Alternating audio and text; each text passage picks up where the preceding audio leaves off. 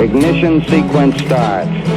6, 5, 4, 3, 2, 1, 0. Liftoff. We have a liftoff.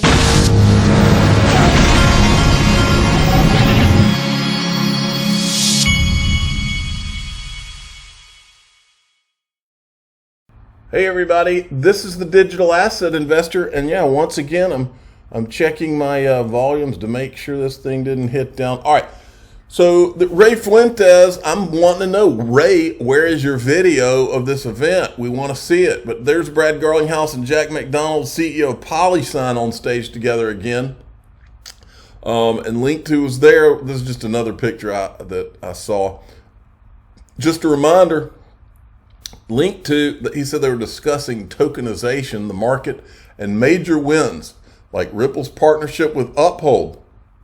And just a reminder that Linked to, my sponsor, they have Uphold private equity on there, they've got Ripple private equity, and they have Polysign private equity on there. I own all three.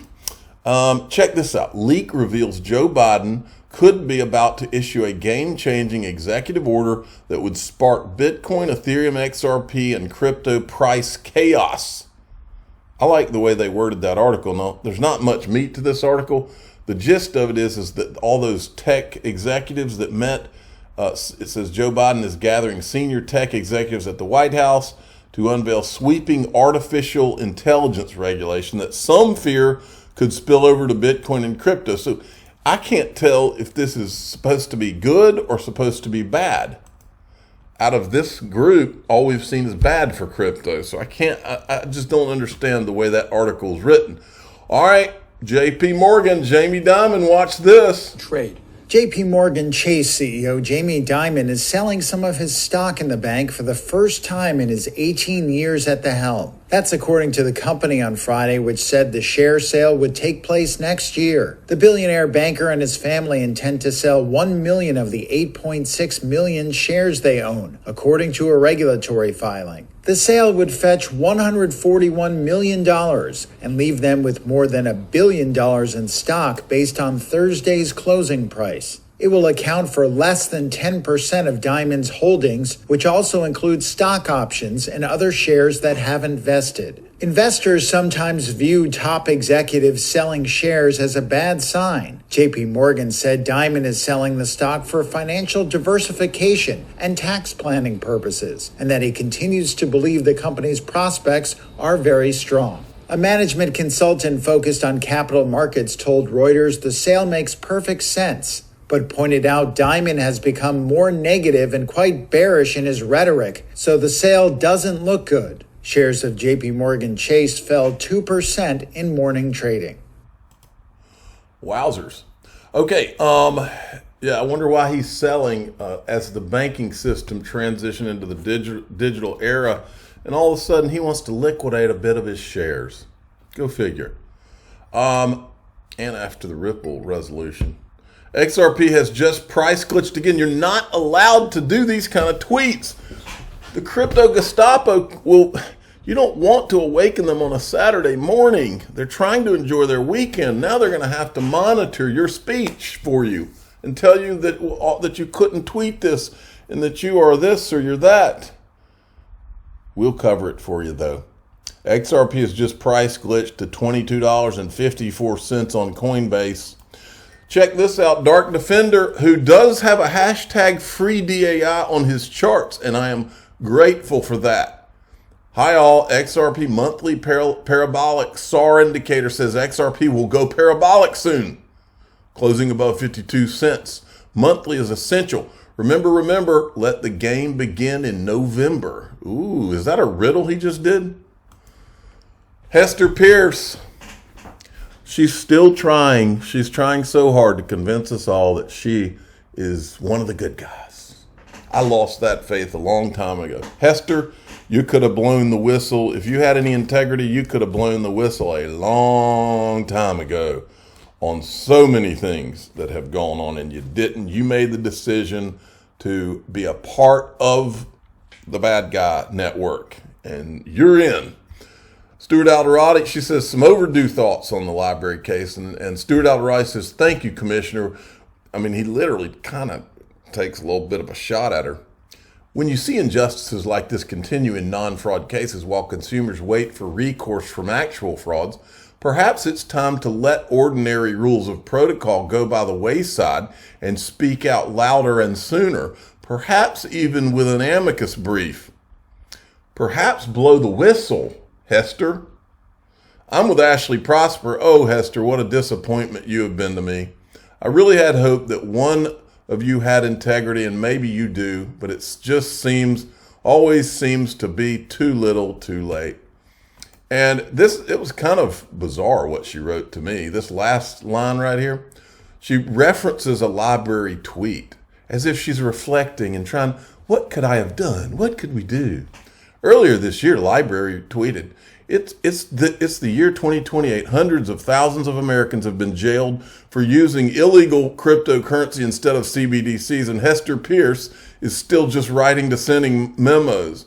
And then she says, although I will be tending bees, not writing dissents in 2028, I think often about the crux of that criticism and ask myself, what could I do to help prevent another group? You could blow the freaking whistle on these criminals. That's what you could do, Hester, but you don't do it.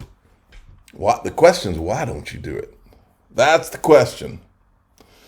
Eleanor Terrett says, if this is how Hester Pierce feels about library case, I wonder what she'll come out and say about the Ripple case when it comes to an end.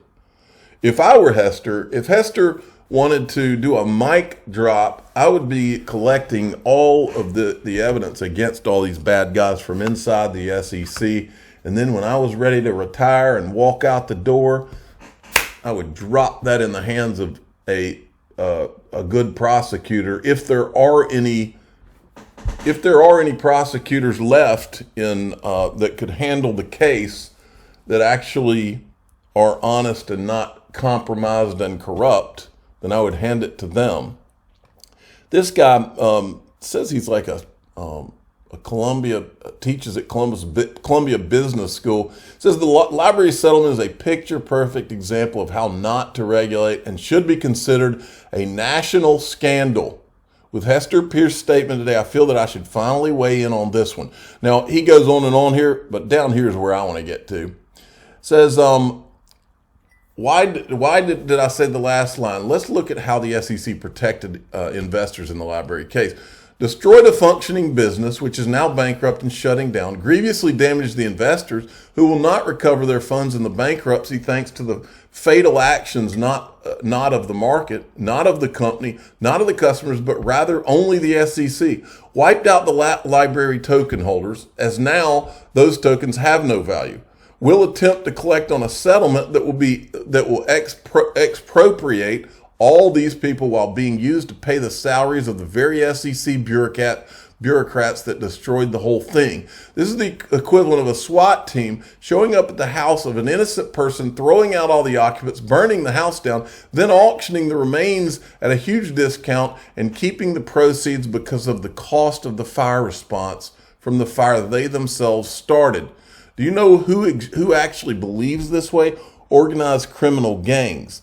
This is a protection racket, and the mafia is probably silently applauding the audacity of the SEC here to destroy a project, then make the project pay them for being destroyed to set an example for others about the folly of standing up to petty bureaucrats. I am in general in favor of positive regulations, but this is completely insane and an affront to the dignity of Americans and investors. We should not tolerate this. The only just response to this conduct should be to terminate every single person involved at the SEC and the leadership who greenlit this, or failing that, zero the entire budget for the SEC and start over if this is their idea of capital formation and investor protection. But see, the problem, Austin, is the Congress is in on it too, because they won't call for an investigation. Patrick McHenry won't call for one. Tom Emmer won't call for one. Warren Davidson won't call for one. None of them, because they're all complicit. It's the only answer. It can be the only answer.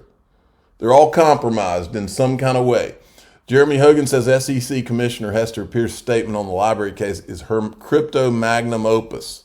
And for the record, I forgive her for not coming on legal briefs to discuss. Fred Rispoli, I don't know what he's getting at here, but it's interesting. He says the library vote is further evidence that Payday J and Coward Clay wasn't the only sellout at the SEC. As I've mentioned, I'm betting dimes to donuts. Sad Elad Roisman also voted to sue Ripple. Mark my words, it was a 4-1 decision. Look at that. All right, John Deaton is not holding any punches. Let me be less polite in my remarks. Any commissioner who voted to sue libraries should be ashamed of themselves, but not just the commissioners, SEC enforcement lawyers who threatened to bankrupt library and Jeremy Kauffman during the investigative stage by running up defense costs, legal fees, and are absolute disgrace. The SEC conceded that most LBC token holders did not make an investment and only acquired LBC as a utility token to access the platform. My client, Naomi Brockwell, never purchased or sold a single library token. She didn't even meet the first Howey factor, let alone other factors, yet the SEC refused to provide no action letters or guidance, making it clear that the secondary market users were not subject to the SEC jurisdiction. When asked by the judge, why wouldn't the SEC make it clear since they acknowledged so many folks didn't own unregistered securities, SEC lawyers stated, we don't do that. But the real reason was because the SEC wanted to pursue its anti-crypto agenda, a total disgrace. And then here, this from John Deaton, and in the private group, we're going to go into the corruption. We're also I'm going to show you the ties.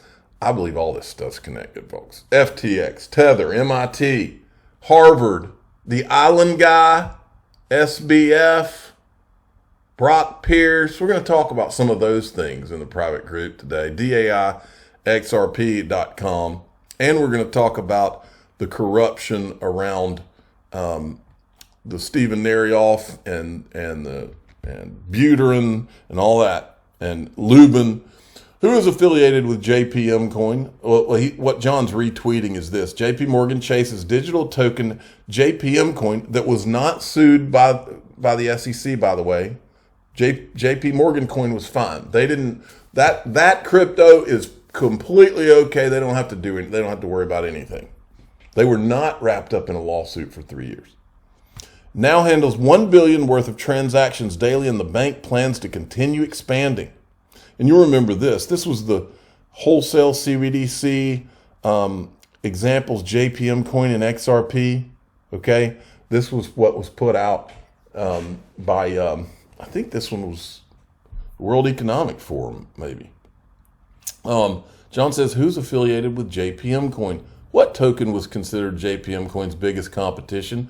A hint is provided below. I wonder what company acquired Quorum and JPM Coin. I wonder which law firm was connected to all the parties involved in the acquisition and brokered the acquisition itself. I wonder if the former chairman of the SEC, who filed the case as he was leaving the SEC forever against Ripple while absurdly alleging all XRP, even XRP independent of Ripple, or unregistered securities, had a connection to any of this. Remember, Jay Clayton took Alipay, or Alibaba. He and Bill Hinman helped take it public. Don't forget that one. Folks, our country has been completely corrupted. And we're going to find out, in my opinion, in the next year or two, based on who starts going to prison, whether we have a country or not. All right, I'm going off. I'm going to play this. There's another group that's kind of like Empower, one of these nonprofit groups that has done a commercial about old Gary. SEC Chairman Gary. Didn't mean to play that.